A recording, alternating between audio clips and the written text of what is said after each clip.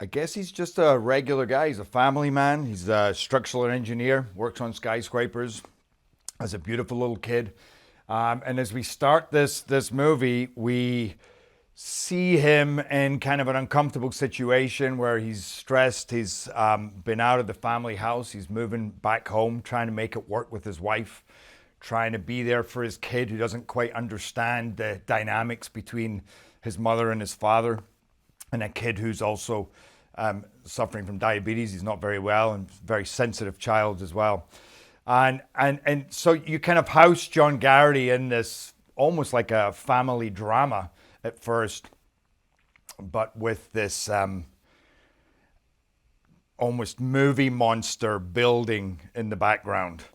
And by the time that comes into play, this Comet Clark, which has taken everybody by surprise, you're already now very much involved with John Garrity as a father, as a working man, and as somebody trying to bring his family back together, but not quite understanding the few additional challenges that are going to present themselves and what it really means to bring your family together.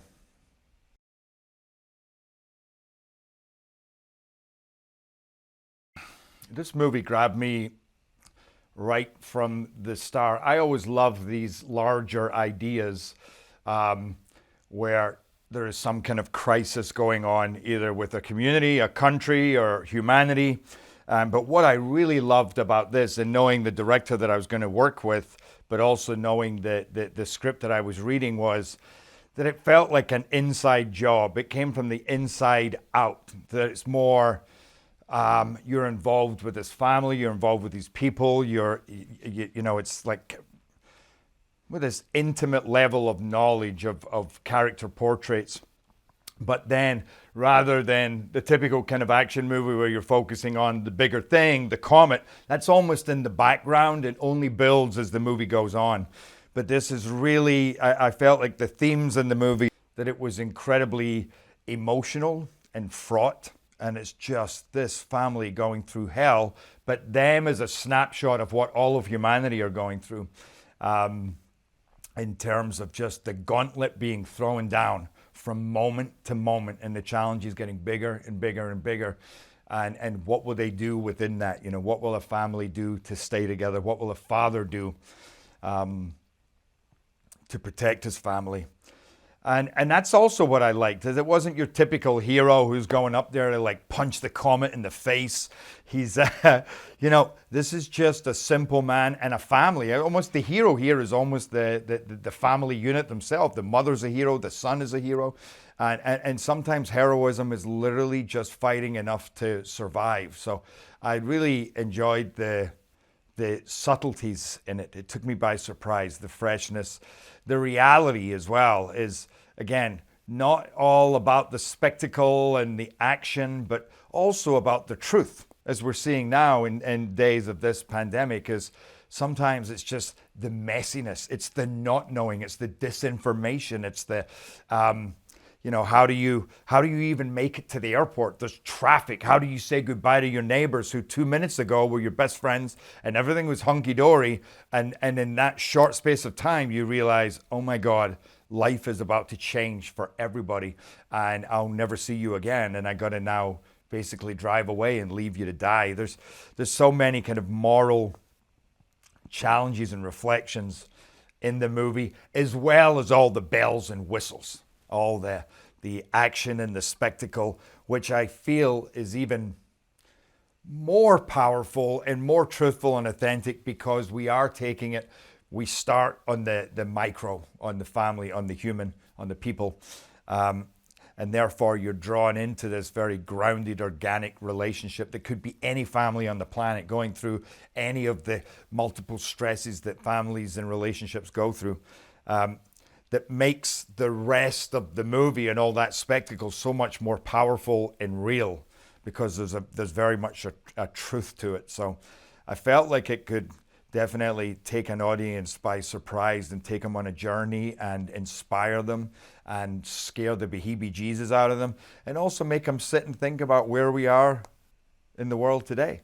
Where are we as humans? And as we're being asked this question, as you know, with everything that's going on in our planet.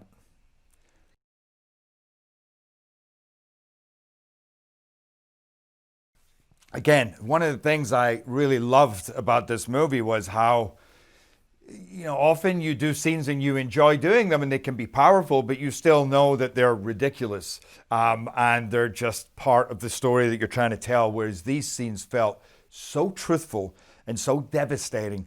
And that was definitely a scene that struck a chord with me, when you go from essentially watching the Super Bowl, watching parts of a comet hitting the Earth and thinking, this is fun, this is going to be cool, to realizing, oh my God, something so much more dangerous and devastating is afoot. And the people that you were looking at, who you were probably going to golf with the next day, you're never going to see again.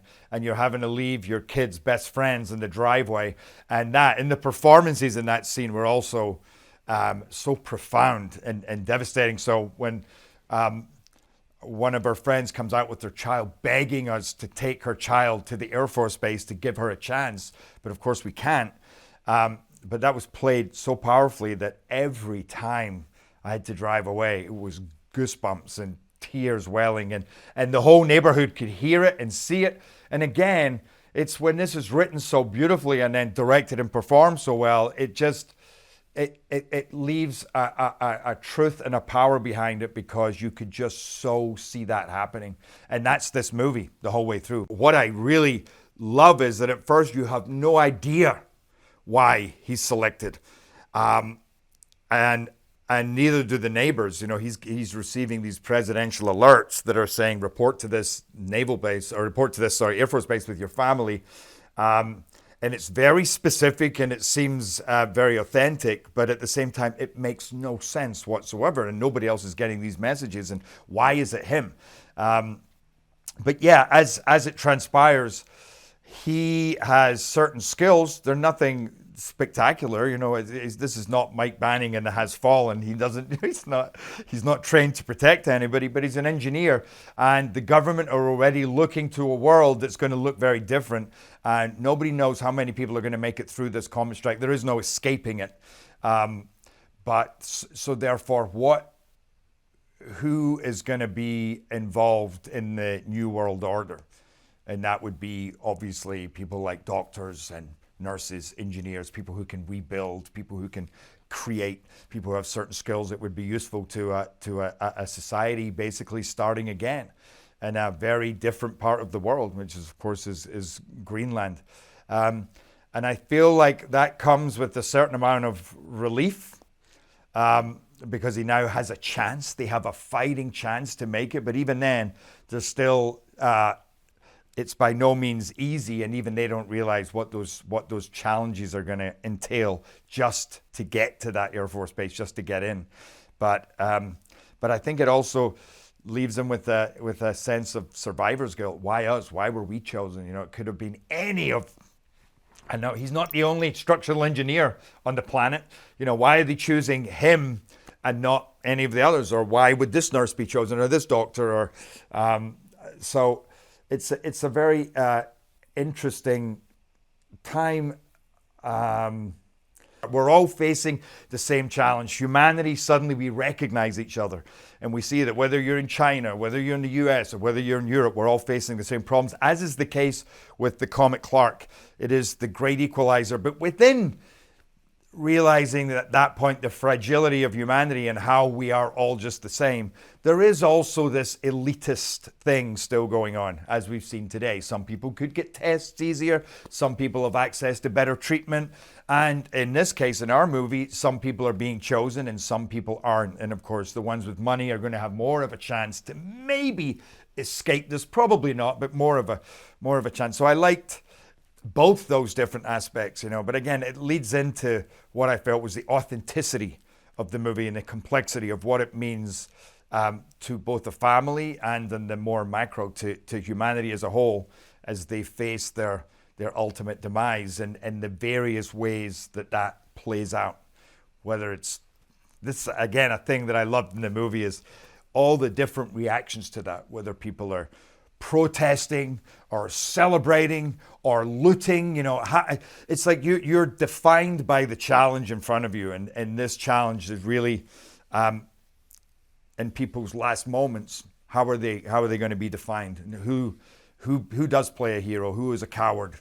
Who doesn't care? Who doesn't believe? Or who sacrifices themselves for others? Who fights for their own, for their family? It's the kind of the messiness and the all-inclusiveness of all these different, which we are seeing today again, and the different reactions to what's going on in our world.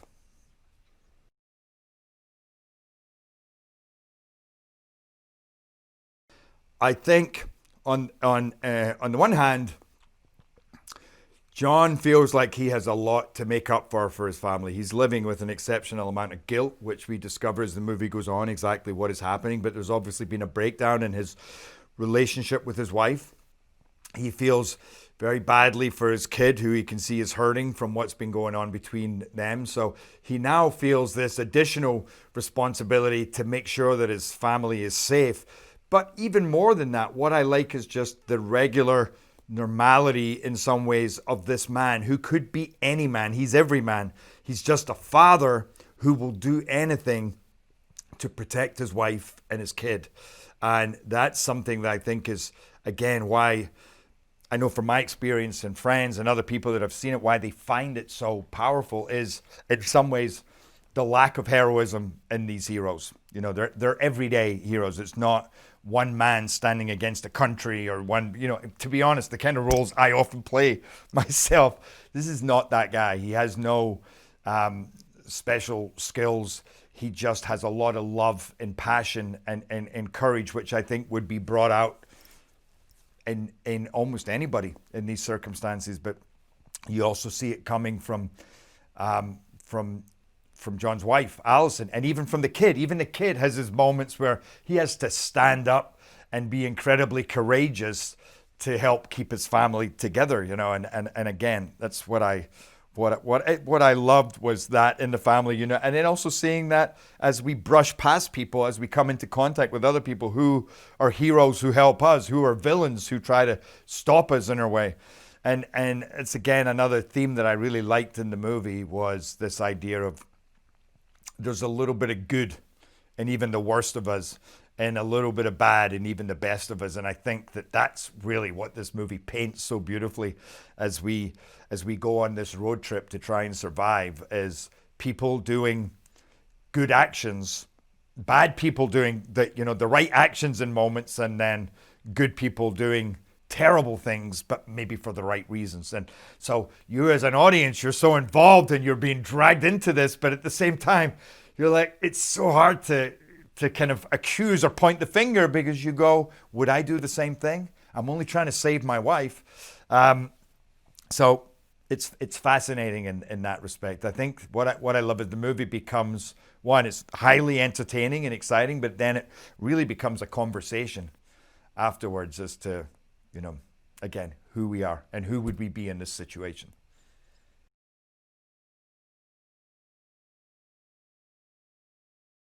There is an element of redemption in John Garrity's story. And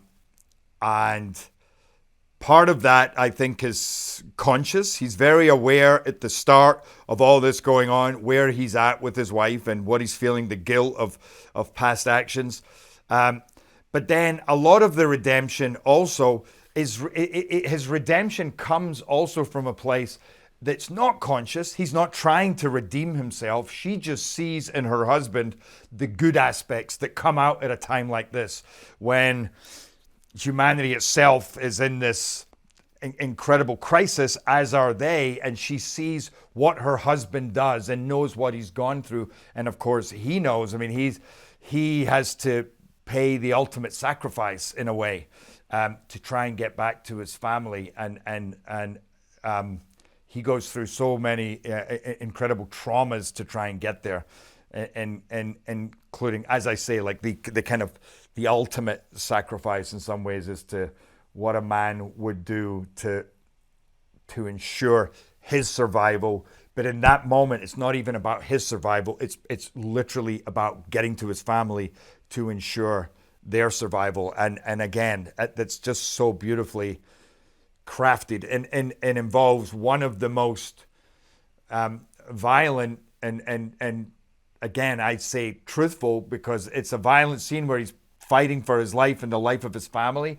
But it's, again, as is our movie, it's messy and real and just pure passion and emotion and terror.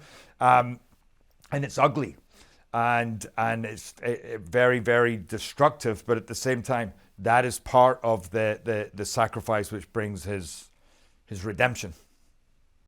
Believe it or not, I actually knew quite a lot about comets and asteroids. I'm a big fan of the sky, of planets, of stars, of universe, of galaxies, of comets, asteroids. So I knew a bit about it, and actually could point Rick towards a couple of documentaries that I'd seen of actual impacts and what that would and what that would entail, what that would be like to people like us, you know, so. Yes, I did. And we did some extra research, whether it was about the comet itself, but also about what are the roles of first responders in times like this? What are the parts of society that would break down? Who reacts how? Who decides to take the higher road? Who's out there trying to help other people? And who's out there just trying to, help themselves? But so yes, we did some research, but to be honest, that was more in my role as producer in developing the script with Rick. But in terms of John Garrity, my character, no, he doesn't know jack shit about comets and doesn't really care until it becomes important. And again, I liked that as well. I always use the word messiness, but it's messiness or kind of organic or groundedness, but just the fact that as the comet's hitting, sometimes you're affected by it, sometimes you're not. Parts of it are relevant to you, parts of it involve waiting around, parts of it involve cues, lines, panic, boredom. There's a lot of things as this builds, but there's always this inevitability that it's coming and there's no stopping it. Again, I feel like as I talk, it's not even the question you asked, but as I talk, I keep thinking how uncanny it is. None of us knew this, although it seems like every movie I make ends up being about a subject that happens after we shoot it, but it couldn't be more relevant to where we're at now, this inevitability and this thing that just builds and builds and builds. And you can make a bit of a difference, but really it's a foe either way too big for us to come to terms with or way too small for us to come to terms with. But it's that they're both examples of things that would have us on our knees.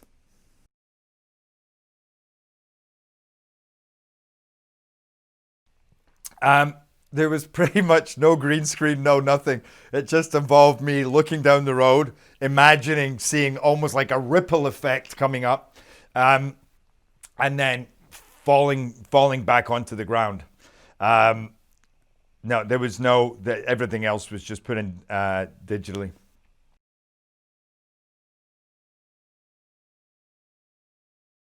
So the movie is called Greenland because that's where they're trying to get to. And Greenland is, well, the US government have built quite a few nuclear bunkers there 40, 50 years ago that have been in disuse. But unbeknownst to us, the information about this comet hitting Earth was available to them, of course, way before it was available to us. And they had already been planning how the logistics of how to get as much of the population over there, and then also who in that population is applicable, who qualifies to get over there, and they're basically being flown over there at incredibly short notice in military planes. But I also think Greenland, just symbolically, there's such a freshness and hope. It feels like the last bastion of nature, of mankind, of hopes, of something so beautiful and raw and untouched.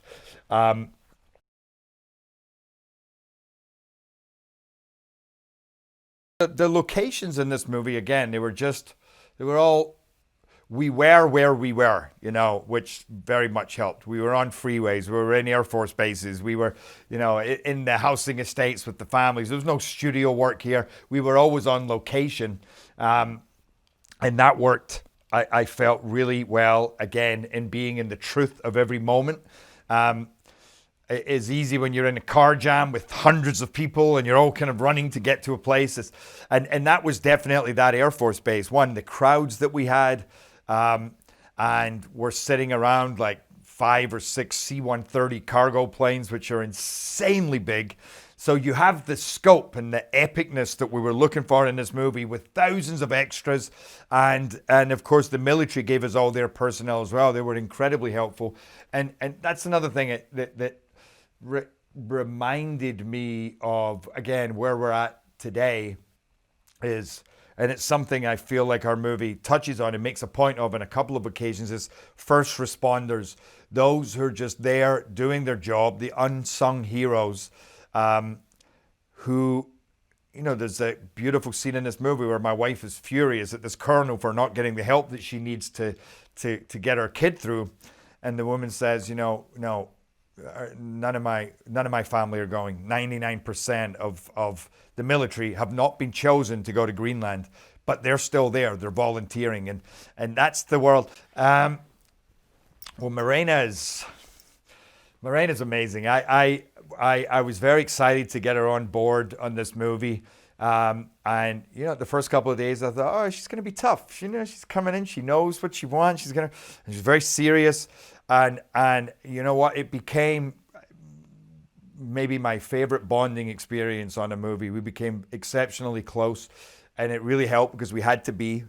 We spent a lot of time together, and she's a phenomenal actress who had to go through, like, reading it going, what have I got to go through? But then I would read her stuff and go, it's like, that is some intense shit that she has to deal with. Having your kid taken right in front of you that you think you're never going to see again, when you're already living in a world of just complete hell. And just, I felt our chemistry together is great. It works so great in the movie, but I just also love the chemistry of us working together and performing. There was a real truth to it. It was very easy. We just fit together well and fit together in all the good ways and the bad ways, and the issues that we had, and then the love that really comes through in our relationship as the movie progresses, as the story progresses, which, again, by the way, is the other thing is I find is when you strip it all away in times like this, in life or death situations, what is important? And that is your family. Again, we're seeing that today, that everything else, all the artifice is stripped away, and you go, what are we really here for? And you're here, for your family, for your loved ones. And I think that's a very important message in the movie, is everything else, none of it really matters. Your job, your money, the size of your house. It's being around the ones that you love. And I feel like this movie really gives that message very, very powerfully. And that's why you can go on this ride, and by the end, you're incredibly drained. And like, I've seen it now with a lot of people, and I love it because people love this movie, and it does take a big chunk out of them, and they're left.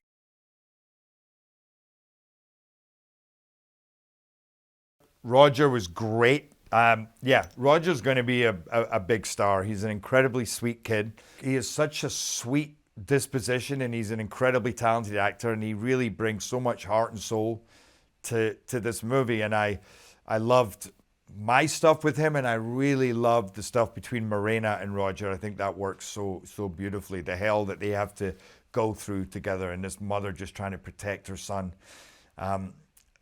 through all these challenges.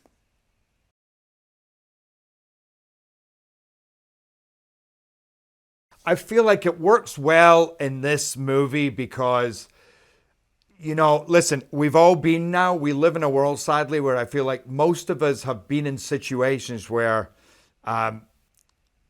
something pretty dangerous has happened around us, and suddenly, and you have family all trying to get through, and they're trying to get through. They're in Scotland or England or somewhere else going, are you okay? Are you, like, even just now with the looting and the rioting, it's kind of crazy. So I feel like often cell phones are used excessively in movies, and it can take away from the drama, and I find it annoying. But in this movie, because it is so essential for us trying to stay together, and of course, and I have that line where you would think technology would work in a crisis, but of course it doesn't, and it doesn't, and it means that we're so close together and yet so far apart. We could be anywhere. They could just as easily be on the moon, and that leads to really, I think, a lot of great tension and anxiety, and but also some humor. Just at the times that messages come through, it's always like, really? And now I'm seeing this. Now it's come through now. But yeah, no, I feel like that part, the cell phones technology, all worked really, really well in the movie.